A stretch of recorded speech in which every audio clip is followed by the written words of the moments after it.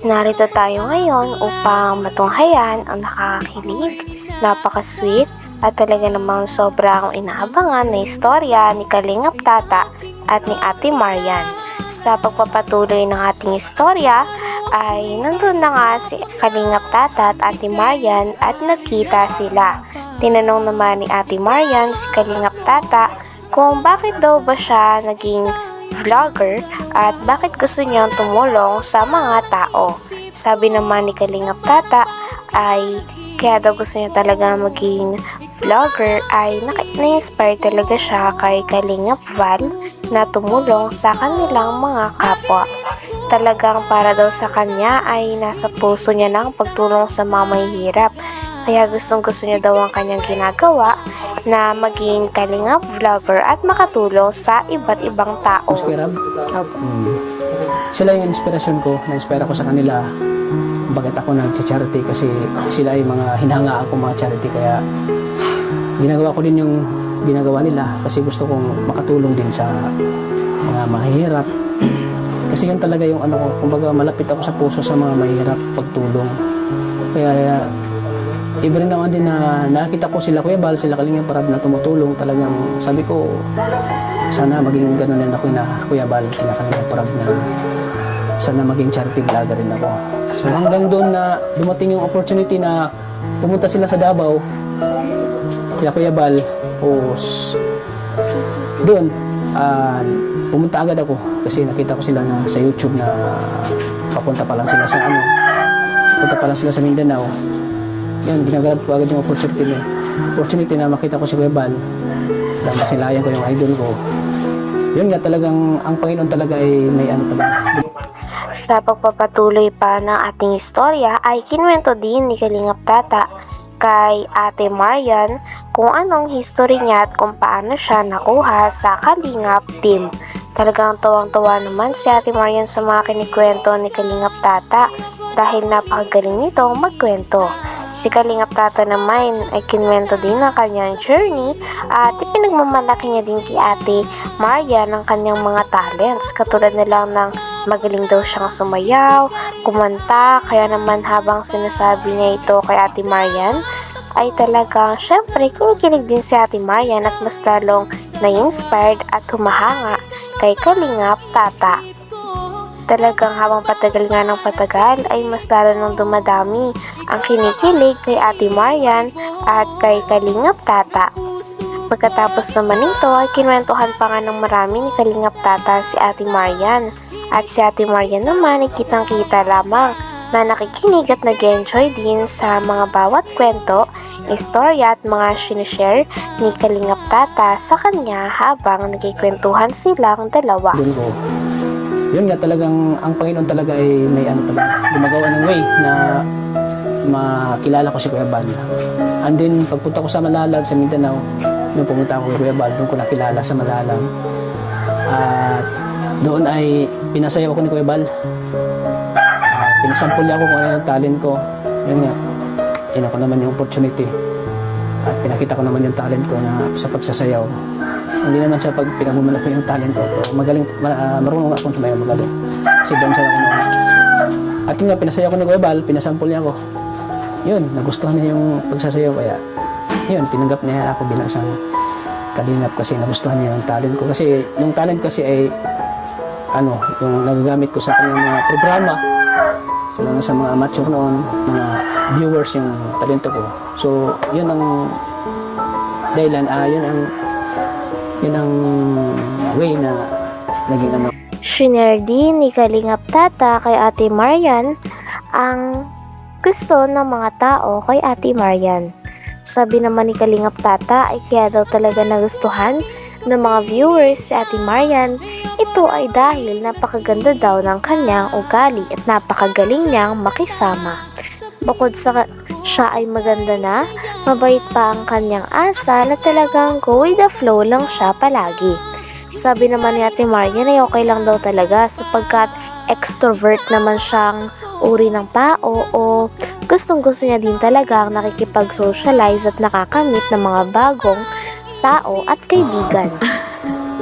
Wala naman na po masyado, pero maganda pong trabaho yan since nakakatulong po kayo sa iba, sa kapwa, especially po sa mahihirap. Then, very admire po sa ganong sitwasyon. Maraming salamat. Talagang ang masarap tumulong talaga. Lalo na pag nakita mo yung lalo na pag nakita mo yung tinutulungan mo na sobrang mahirap talaga. Opo. Talagang masarap sa pakiramdam na nakakatulong ka sa mga mahirap. Kaya nagpapasalamat ako na dito sa inyo ay may tulad ni Sheila, na kilala mo Sheila? Yan dyan Opo. lang sa inyo. Opo.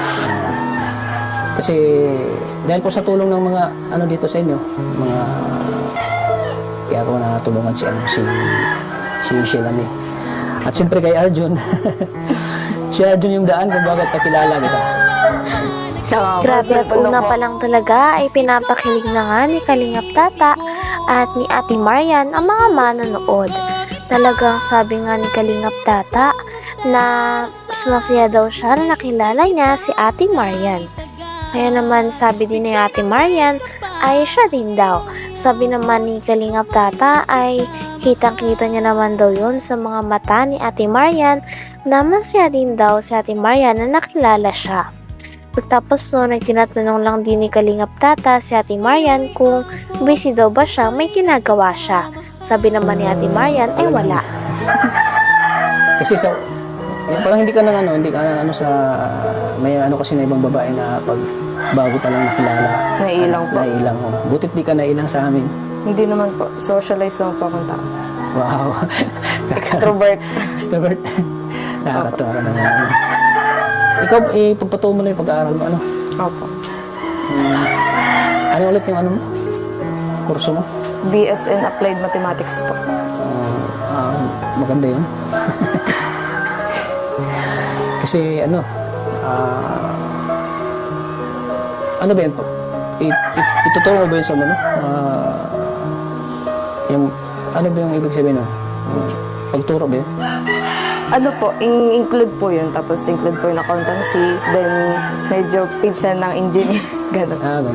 Ako mahina ako sa math eh. Isang beses naman ay si Ate Maria naman ang nagtanong kay Kalingap Tata. Tinanong niya si Kalingap Tata kung sino ba ang nakapag-inspire sa kanya para maging charity vlogger o ano ba ang dahilan kung bakit siya naging charity vlogger. Sabi naman ni Kalingap Tata ay ang pinaka main reason talaga ay siya daw ay na-inspired. Katulad na nga lang daw kay Kalingap Val, kay Kalingap Rab at sa iba pang mga kalingap na charity vlogger. Gustong-gusto niya din daw kasi tumulong sa mga mahihirap dahil alam niya rin kung ano ang pakiramdam na maging mahirap. Kaya nais niyang tumulong at makapagpagaan ng ibang buhay.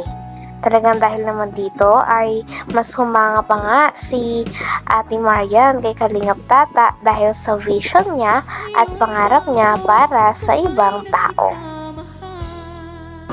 Ano ba yun po? Ituturo mo ba yun sa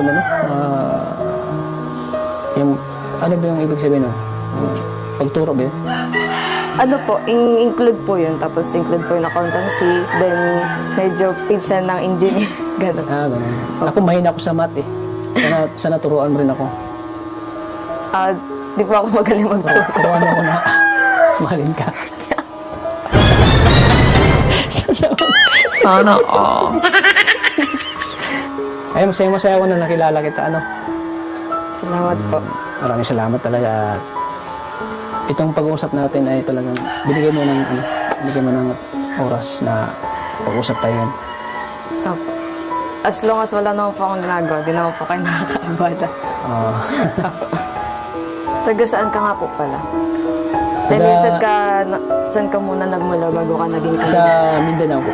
Yun nga, sabi ko sa'yo nung pumunta ko ng Mindanao. Tapos, yan nga, sumama na ako kay Kuya Bal dito sa Daet. Kaya ako napunta dito sa Daet.